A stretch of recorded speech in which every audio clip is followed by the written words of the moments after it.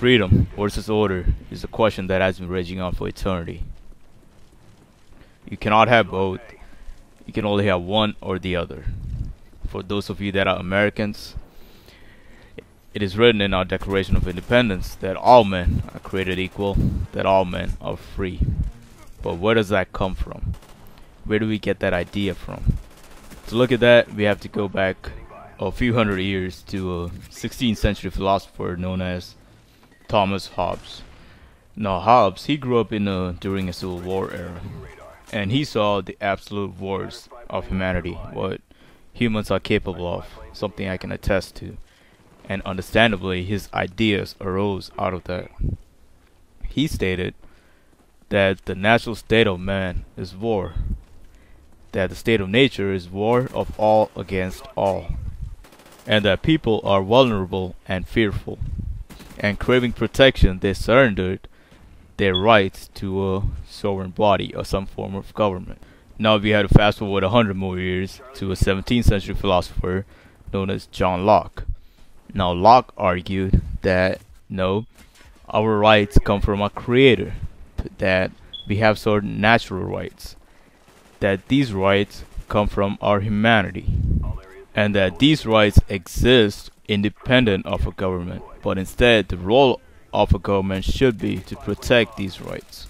Now this was the philosophy that influenced our founding fathers the most. So fast forward 100 more years, we declare independence, we fight a war, and win a war. But the question here arises that why did these men who just fought a war, why did any civilization that exists today, who fought some kind of revolution or a civil war to achieve their independence, why do they surrender their freedom to a government? When I'm asked this question, I like to answer it this way. I believe that I'm a free man. I believe that all men are free. I believe I don't have the right to violate your liberty or your property. But what if my neighbor does not believe that? What if my neighbor has a gun? Thus, there definitely exists an absolute need for a government. So back to the founding fathers. We declare independence, we fight a war, we win a war, and we establish the role of a government is to protect the rights of an individual. And to ensure that we never have a king ever again, we divide the power, and we trust no man with absolute power. Now we have come a long way since the Constitution was written, since this country was founded.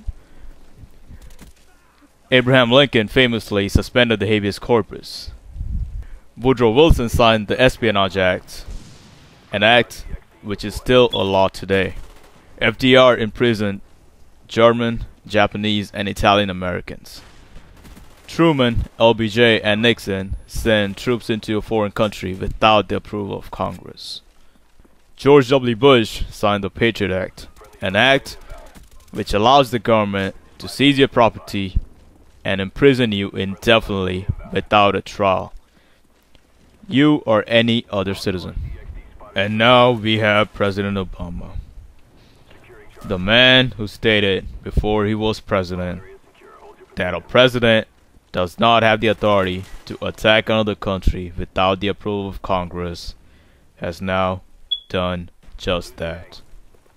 The man who ran on a campaign of closing down Guantanamo, the man who raised his right hand and swore an oath to uphold the Constitution which grants due process to all persons.